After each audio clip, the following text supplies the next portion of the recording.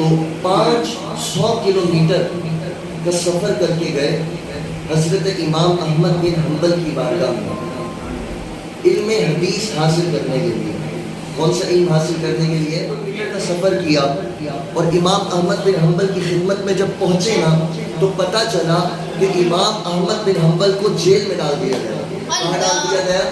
Jail میں۔ آپ گئے، کہا میں تو علم حاصل کرنے کے لیے آیا تھا، علم حدیث حاصل کرنے کے لیے آیا تھا، آپ تو جیل میں موجود ہیں، تو مجھے تو علم حدیث حاصل کرنا ہے۔ امام احمد بن حنبل نے فرمایا کہ دیکھو، پڑھنے پڑھانے پر حکومت نے پابندی لگا رکھی ہے، میں تمہیں علم نہیں دے سکتا، ہاں میں چاہتا ہوں کہ تم اتنی دور سے سفر کر کر آئے ہو علم دین حاصل کرنے، میری خواہش ہے کہ میرے ایسے ہی شاگرد ہوں اور میں انہیں علم پڑھاؤں۔ تو امام بقی بن مخلد نے فرمایا حضور اتنا دور سے آیا ہوں 500 کلومیٹر کا سفر کر کے علم حاصل کرنے، اب ایسے تو نہیں جاؤں گا، کوئی نہ کوئی تو طریقہ بتائے کہ آپ جیل میں ہو اور جیل میں ہوتے ہوئے میں آپ سے علم حدیث حاصل کروں۔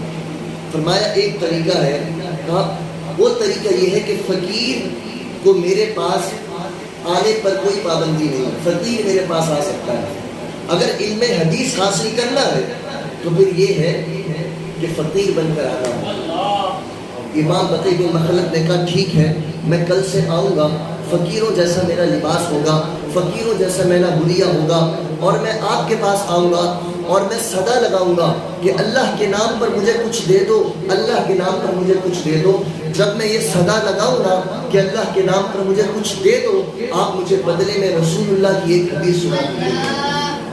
اب آپ دیکھیں علم کا کتنا شوق تھا، اتنا دور سے سفر کر کر آئے۔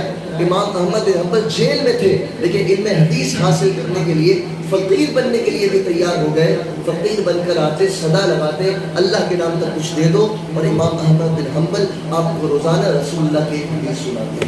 تو کبھی تو ایسے امام احمد بن حنبل نہیں بنے نا، تو کچھ بننا ہے تو پھر محنت کرنی ہوگی۔ اللہ تبارک و تعالی ہمیں عمل کی توفیق عطا